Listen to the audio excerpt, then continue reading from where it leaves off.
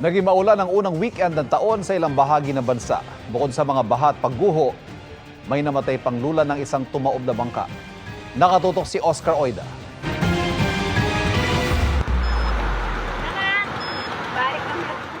Buwis buhay na tinawid ng mga residente ang rumargas ng tubig sa spillway ng Barangay Bago sa Tayasan, Negros Oriental. Umapong Ginabangan River dahil sa mga pag-ulan kanina.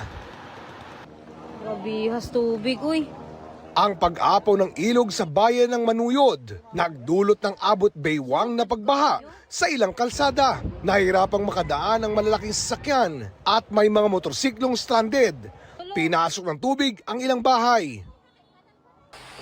Dumausdos naman ang malalaking bato sa bahagi ng National Highway sa bayan ng Valle Hermoso.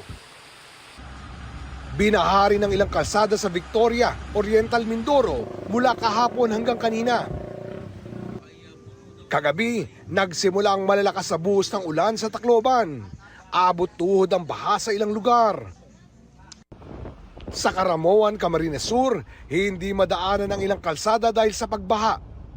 Dahil sa lakas ng alon kahapon, tumaob ang isang bangka. Isa sa mga sakay nito ang nasawi at may isang hinahanap pa. Suspendido ngayon ang biyahe ng maliliit na sasakyang pandagat doon at sa ibang bahagi ng Camarines Sur.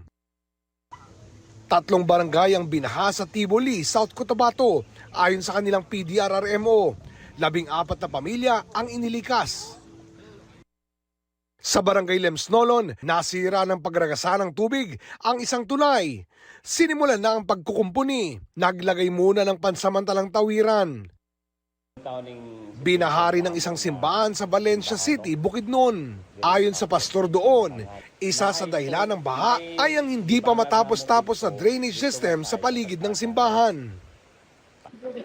Lampas tao naman ang taas ng pagbaha sa bahaging ito ng Barangay Balulang sa Cagayan noong Biyernes ng gabi. 6 na mag-anak ang nawala ng tirahan matapos anurin ang kanilang mga bahay. Ayon sa Pag-asa, Shearline at Easterlies ang nagpapaulan sa Visayas.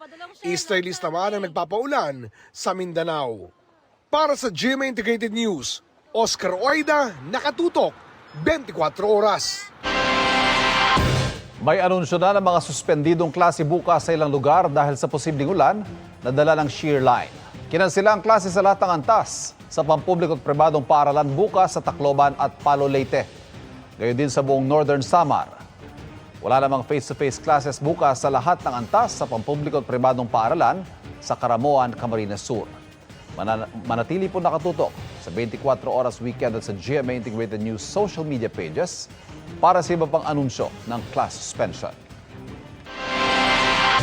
Ang testimonya ni Ramil Madriaga na nagpakilalang dating civilian intelligence agent na magamang Rodrigo at Sara Duterte ang pinag-aaralang idagdag sa posibleng bagong impeachment complaint na iahain laban sa vice-presidente ngayong taon. Nakatutok si Jonathan Andal.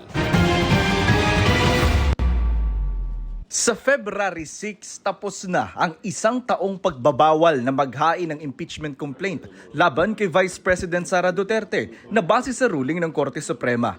Ibig sabihin, pwede na muling ihabla ang bise, bagay na pinag-aandaan na ng ilang grupo at individual ayon sa Makabayan Block sa Kamara. Pero maghihintay muna sila hanggang Pebrero kung maglalabas na ng desisyon ng Korte Suprema sa apela noon ng mga complainant na baligtarin ang unang desisyon ng mga maestrado na nagsabing walang bisa at labag sa konstitusyon ng impeachment complaint noon laban sa bise. Kung sakaling mag-reconsider ang Supreme Court sa decision niya, di ibig sabihin nito magpapatuloy na yung trial sa Senado. Hindi na kailangang mag-refile.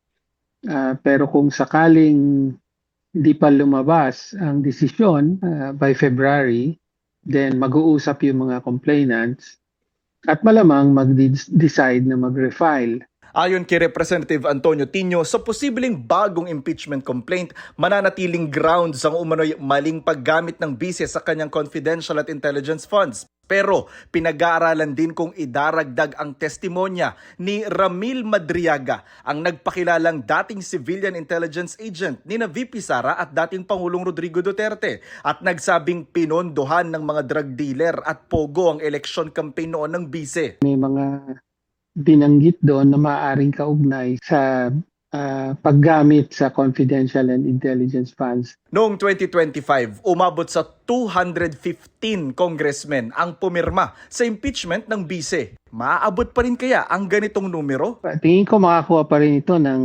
1/3 support. No? Dapat lang dahil nananatiling valid, legitimate at nangangailangan ng pananagutan yung tanong ng mga kababayan natin, no? Anong nangyari doon sa confidential funds? Pero kung hindi na makuha ang 1/3, di ano ba, nagbago na ba ang ihip ng hangin? Sinusubukan pa namin kunin ang panig ni VP Sara. Pero sabi niya noong Desyembre, hindi na niya ito ay kinagulat at tinawag itong bargaining chip para sa 2026 national budget. Para sa GMA Integrated News, Jonathan Andal, nakatutok, 24 oras.